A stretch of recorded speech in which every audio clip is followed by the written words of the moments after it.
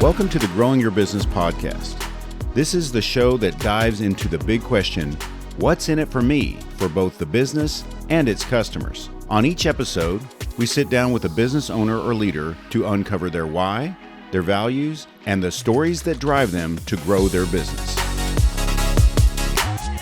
So joining me today on the show is Troy Sage with Centric Realty Group at LPT. How you doing? I'm doing awesome, man. I'm happy to be here. Thanks. Glad to have you here in the studio. Let's talk about your business. What is your business and how do you serve your customers? So we're a real estate team, and our slogan is real estate differently, because we do things very different from the norm, per se. Okay, and what does that mean? Like, how are you different from your competitors?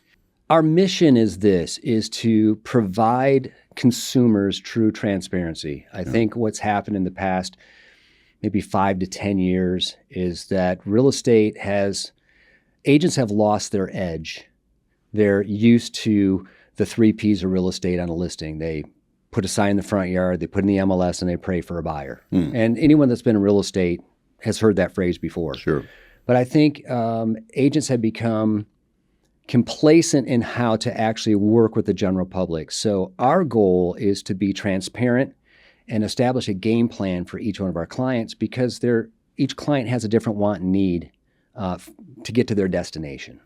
Well, what do you think caused that complacency that you're seeing in your competitors? Well, now we're going to go deep, right? Yes. I like it. Okay. I think during what I call the unicorn years, it became very easy to get a license.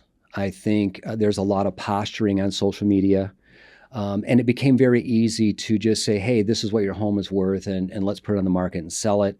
And now what we're seeing in this market, because I've been in real estate over 20 years, so I've seen this cycle before, is that the general public has had a disservice by the market being so easy during those unicorn years. Sellers were getting way too much money than what the home was actually worth. And I don't mean that in a negative way. Right. They were getting great return on their money. But now we're seeing a real market.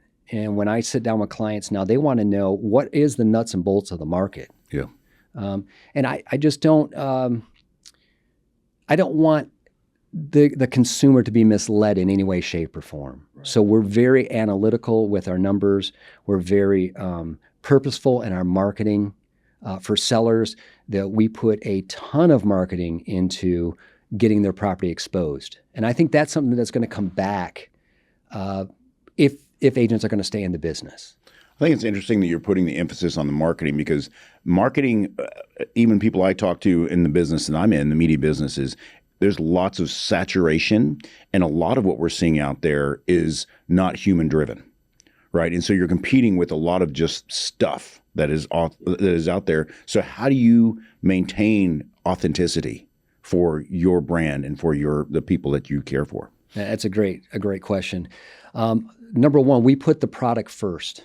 So if it's a house that we're marketing, all of our marketing is about the house. It's not about, hey, look at Troy or his team and look what we're doing. Right. And I think that's where consumers get, now in this market, they're getting turned off by it. They could care less like how great you are in your business. They want to know, how are you going to service me and get the job done?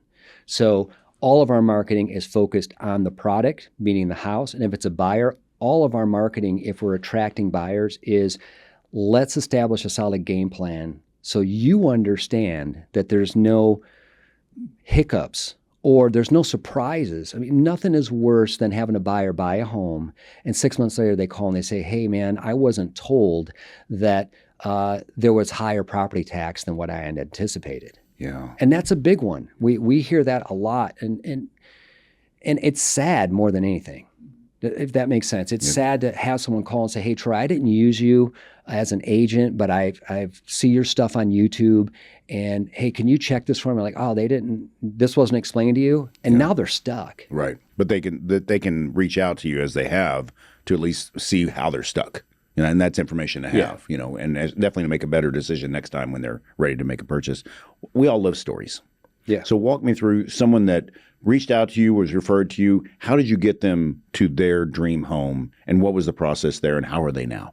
Okay. I'll tell you one most recent.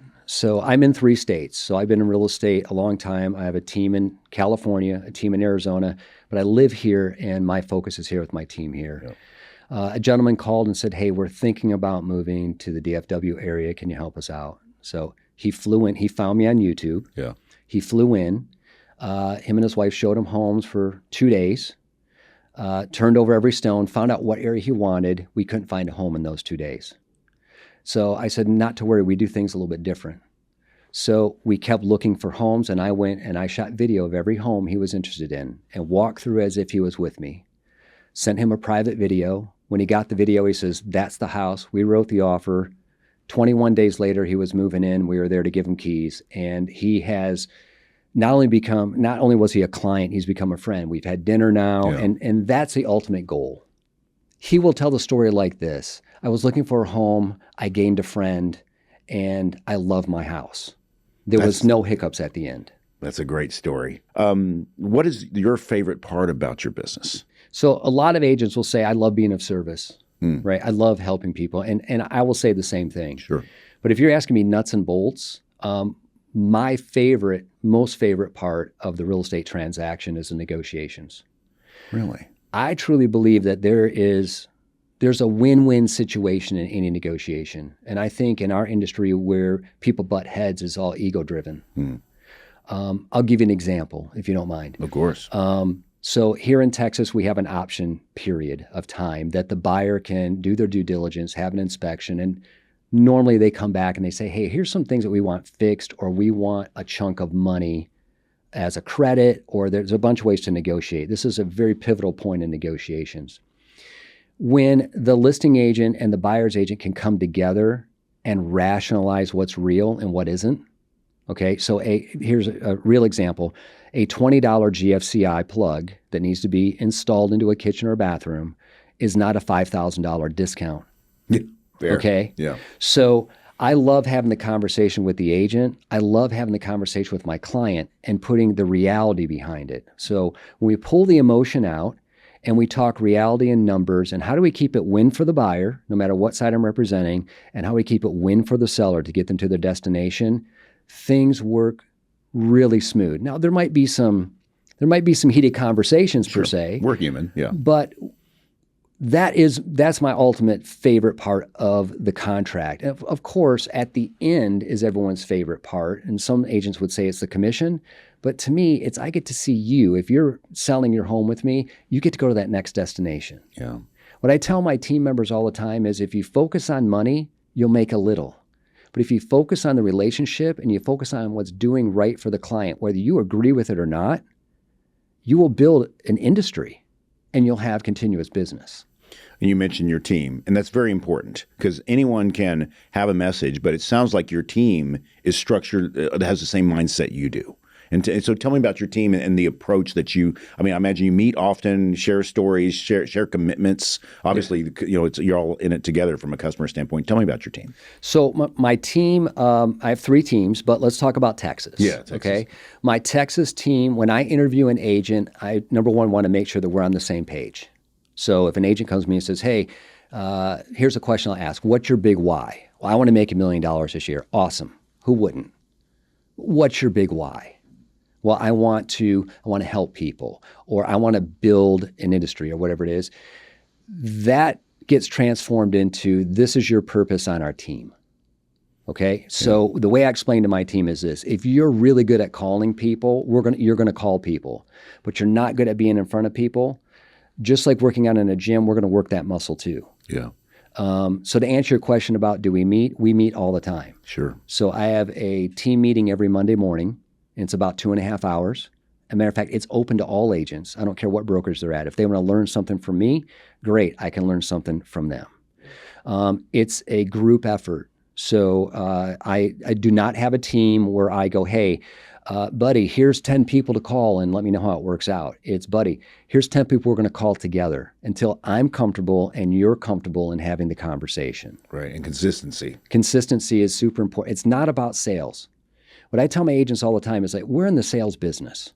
So example, if we're calling expired listings, I explain it to my team like this. That's someone that just went through a divorce with the market, maybe their agent. We can't call in blazing saddles and go, hey, your home didn't sell. When are you going to pick the next agent that's going to sell your home? That's ridiculous.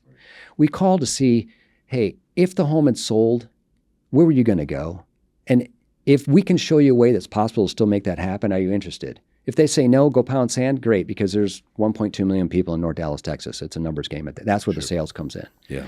So our team, we are interconnected all the time. There's not a deal that happens that I'm not part of not only the contract, but the entire process. And it's set up on purpose like that if a team member gets sick or they have to travel, when I call the client, it's not a surprise like, oh, the boss is calling and there's a problem. We build these relationships with our clients through this team effort per se. And I think that gives a lot of people comfort because they can build trust in. I mean, there's one person, but when you demonstrate that you run the business, you walk the walk, talk the talk, but you run your business that way, and your people know it, that gives a lot of confidence. I agree, and my theory has been forever that I'm never going to ask a team member to do something that I'm not doing. I'm boots on the ground with my team. We don't compete. So obviously, if you called me and you're my friend, you said, hey, Troy, come list my home, or hey, I want to buy a home. You're working with me, and you might meet a team member in the event that maybe I get sick or something happens that I can't be of service that one day. Right. But we don't compete, and I don't buy leads. So it's not I'll just say it, it's not a Zillow Flex team to where we're answering the phones for Zillow saying, yes, I'll go show a home, and we don't know if the person's qualified. The focus is on establishing a game plan for each client that suits their needs. We can only do that the same way an attorney or a doctor would in regards to someone's health. And when the team really starts meeting people and sitting down with people and we're having these conversations, it's a totally different feeling. Yeah. Our clients are comfortable. We have an office. I mean, that's another thing that's like ironic for some people because they work out of Starbucks because they're working out of their spare bedroom. Right. And I'm not criticizing those agents. I'm just saying we are pushing the standards of real estate back to the level where it should have stayed. Stay with us. The Growing Your Business podcast will return right after this. Ready to amplify your brand's voice? At Blue Mike Studios, we transform your ideas into captivating podcasts and videos. Whether you're launching your own show or guest starring on ours, we've got you covered. From recording and editing to social media promotion. With state-of-the-art 4K video and crystal clear audio, your content will shine. We offer guest packages on our podcasts and offer segments from the show for you to share. Or let us help you build your own branded podcast with custom strategy, branding, and full production support. Visit BlueMikeStudios.com today and let your voice be heard. Please check our show notes for sponsorship links and additional details. Now, back to the Growing Your Business podcast with Buddy Broyles. You mentioned office. Mm-hmm. You and I are both located in a Caddo office reimagined office space. Yes, sir. Tell me, why did you choose Caddo? Well, there's two stories I'll tell you. The first one is I wanted an office space where I had a spot and my team had a spot and we had conference rooms that we could use. And I wanted to save money. Let's be real. Sure. Oh, yeah. Right? All right. We're in a tight economy right now. And I wanted to do this the smart way where I wasn't, going over the top on finances, and maybe I wasn't happy with my location after I chose it. So that's how we got into Caddo. The funny story was, and I did my vision board last year, and I pulled some pictures of different office spaces, and I put it on a poster board. My wife and I do this every year separately to kind of compare. And we walked in the Caddo office, and I'm like, that is almost identical to what I saw on the vision board. The manager was amazing. I said, hey, I don't have a huge budget, but here's what I need. And she goes, here's what we can do for you. And I'm like, we're in. Yeah. And I love it. Yeah. Like, we have a great office. We have use of mini office spaces if we need the common space or even the conference rooms. It's better to me than having a brick and mortar in one spot.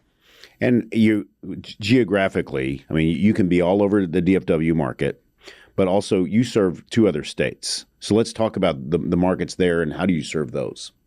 So my California team, to give you a little bit of background, I started my career there in 2005. Okay. So I've been through the peaks, the valleys. I was the short sale guy in Temecula, California for 10 years. And I had my own brokerage. And then as life changed, I got rid of my brokerage and affiliated with LPT, which allows me to work in all 3 states. So Yes. I still fly to California 2-3 times a year to physically be with my team. I fly to Phoenix, Arizona, where I have a small team. My sister actually runs that team for me. It's basically her team, let's just say. Okay. So every Monday we're all on Zoom together. I have an open calendar for anyone on the team in any state that, hey, we need to sit down and work on something together, whether it's training or with a client. They just go on to my Calendly link and book it. I get a ping and I'm there. So we do a lot with Zoom. Yeah, of course. I think during those unicorn years, we learned to do a lot of things through video, which is what led me to shooting videos of homes and how I kept selling homes for that period. And now we use that tool today. Of course. You developed it and it's successful. And that's where people are going. It's why we create media for our businesses, right? Yeah. It's because people are going to the internet and getting to know you. And it's important that you see that as a business, especially being forward-facing and honest with the people that you want them all to have the same story. They need a thing, they made a friend, and they love their home, right? So if that's the story you're telling, that's what needs to be in all of your media. And it sounds like, with 3 teams in 3 different states, you're working toward that. So we're both here in Texas, we're in the North Texas area, and there are seasons of house buying. I think a lot of people know them, but for people who've been out of the market for a while, when is the best time to buy, best time to sell? And you're 100% correct. When I first got here in Texas, I didn't believe in seasonality. And then it hit me right in the face in the fall. Yeah, oh yeah. Right? Like October came and people were like, I'm waiting until spring. And I thought, well, I grew up in Michigan, so I understand the seasons. Sure. And I thought, why are we waiting until spring? Well, because there's going to be more homes. And my mind went to, if there's more homes, that means there's going to be less negotiation power that you have, right? If you're a seller, if you're a buyer, it becomes open market, right? I can be more choosy. So I will say in Texas that we do have a busy season that starts right around the end of February, beginning of March. People start ramping up. And then April, May, June, July, August, those 5 months, if you're a realtor, you're going to have rollerblades on and your phone is going to ring off the hook. Now, it's how do you provide the service to keep people all lined up, right? So if you said, Troy, I'm thinking about buying a home, my first question would be, well, let's establish a game plan, right? Let's make sure your finances are aligned. Let's check the area that you want to be in. If you're a first-time home buyer, our school's important. Is commute important? My goodness, like commute. People from other states that move here, they don't realize that 6 miles could be 25 minutes. Yep. So let's make sure you're comfortable with that, right? Once we go through that type of scenario, and we write this all out, we spend a lot of time with our clients before we ever go hit the road, then we have clarity. So on the seasonality side, I think seasonality is speculative, because if it's a slow market, let's say it's in the fall, you as a buyer have a little bit more negotiation powers than in the spring when everyone else is looking. Right. And same for a seller. I'm finding that the market we're in today is this. In March of 2026, we're in this market, that buyers think they have a major advantage and they can take advantage of sellers. And that's not true. And sellers are really hoping for this number up here, but the appreciation nationally, but especially here, hasn't gone as high as we had hoped. And that's why we're seeing homes sit on the market longer. Then buyers build this false confidence that, well, they're going to give it to me for 10% below market value, but buyers aren't remembering that some of these sellers have 2.9 and 3.5% interest rates. They don't really care. And it creates this goulash, I call it, of emotions. Goulash of emotions. Yeah. Excellent. That's good for notes. Well, that's excellent. So for people who are, so we're in March of 26, but let's say I missed the boat and it's August. And I'm in a place where I need to have that story for myself. Is all lost because I've waited kind of past the peak. It's never a loss. Never lost. Okay. Okay. So think about this, and I tell my team this: people buy and sell real estate every single day across the country. Yeah. So it's taking the emotional attachment, and throwing it out. Here's what I told my team this week at a meeting. I said, do me a favor for the next 2 weeks, stay off social media and don't watch the news. And watch how clear your mind becomes on how laser focused you are with what your clients' wants and needs are and how you find them something. I'm a believer that if you want something and you put forth the effort and you laser focus on it, it will be achieved. Maybe with some roadblocks in the way. But I never think anyone's missed the boat. Because if a seller says, hey, think about this. Divorce happens all the time, heaven forbid, right? Death happens all the time. Life changes. Right? Yeah. No one's, I don't want to say no one, but people aren't planning. I didn't wake up this morning going, if I die today, here's my plan. Right? But when that happens, that home has to be sold. That asset has to be liquidated 90% of the time. So when things like that happen, it has nothing to do with seasonality. Right. So you never miss out on seasonality. There's always a door opening and a door closing. Literally. That's right. Interesting. That's right. Excellent. Well, I appreciate you coming on the show today, just sharing with our audience, your passion for what you do, obviously your time in the business, and you've seen a lot of change in this industry, especially these past couple decades. My goodness, what a roller coaster. So thanks for coming in and just sharing that with us today on the show. I appreciate you, buddy. Thank you. Thank you for joining us today on the Growing Your Business podcast. Please see the show notes for links to our sponsors, our social media, and to learn more about today's guest.